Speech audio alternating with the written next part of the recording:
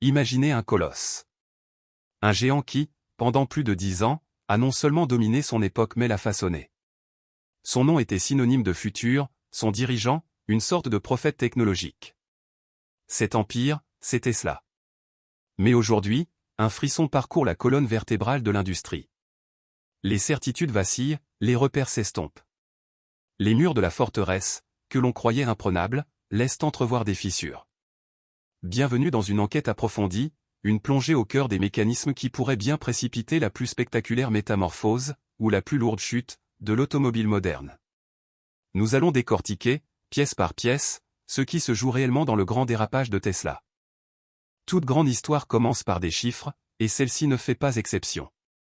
Sauf que les chiffres, aujourd'hui, racontent une histoire de déclin. Prenons le pouls de l'Empire en Europe, son marché historique, au premier semestre 2025, les immatriculations de Tesla se sont effondrées de 33%.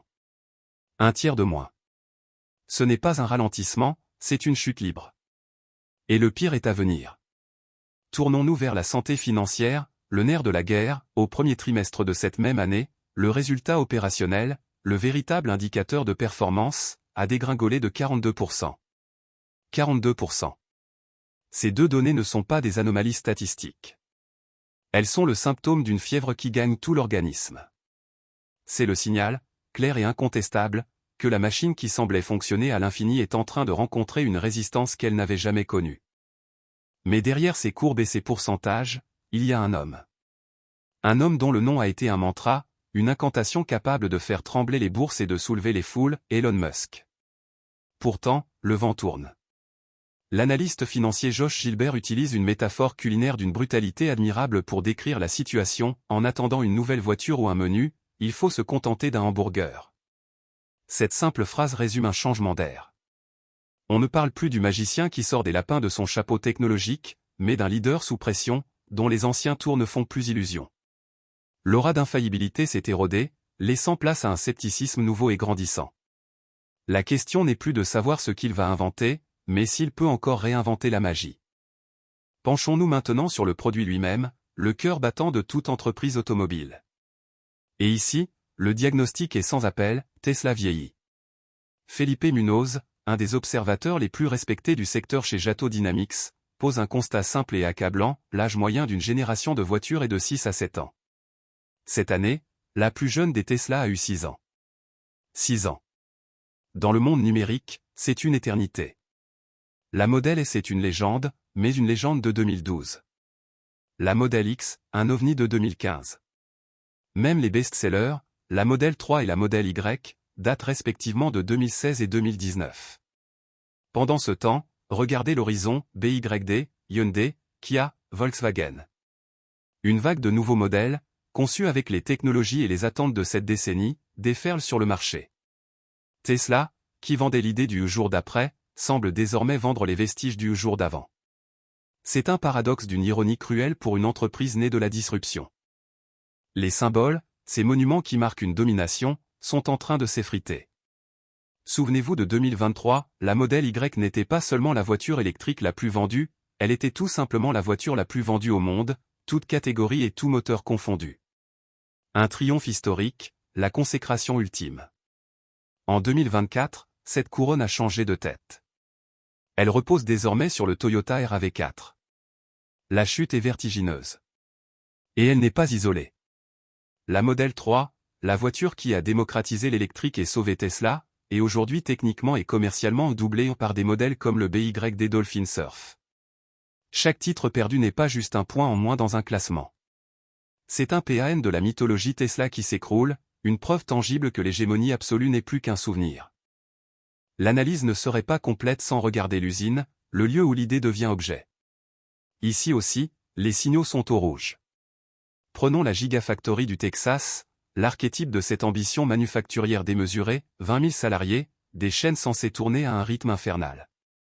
Début 2025, sa production de Model Y a été réduite de 20%.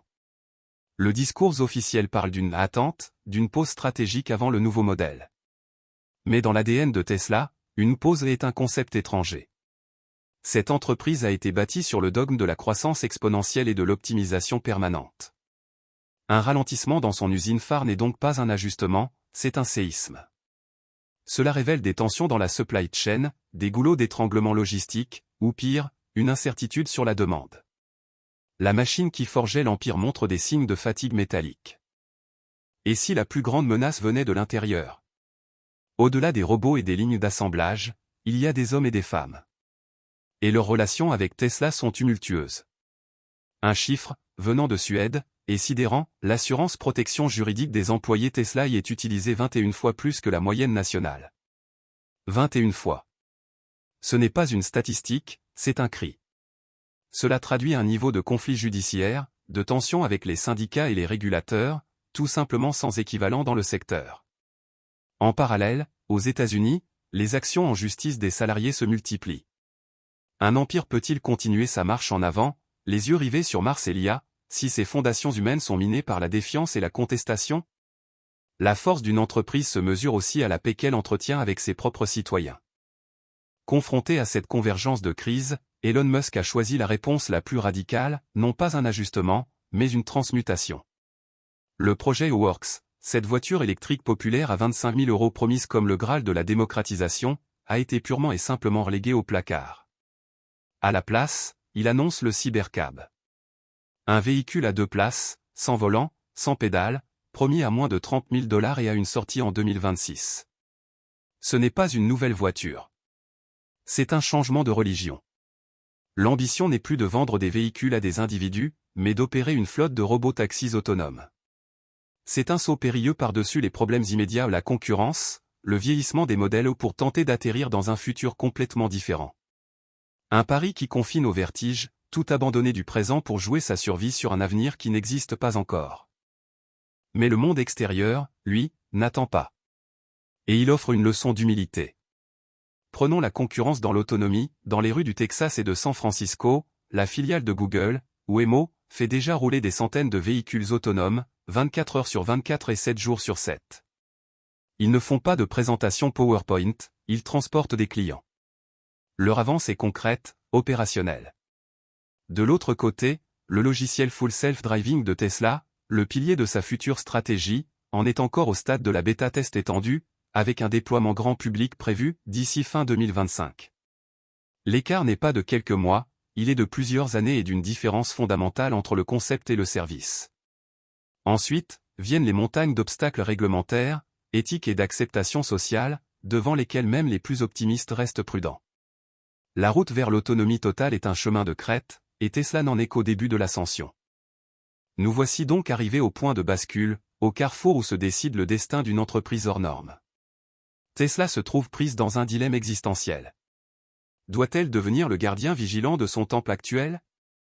C'est-à-dire, mobiliser toutes ses ressources, toute son énergie, pour défendre sa position sur le marché automobile, lancer enfin de nouveaux modèles, raviver la flamme de l'innovation produit, apaiser ses usines et ses équipes, et livrer une bataille rangée, difficile mais concrète, contre BYD, Volkswagen et les autres. Une stratégie de consolidation, de perfectionnement de l'empire existant.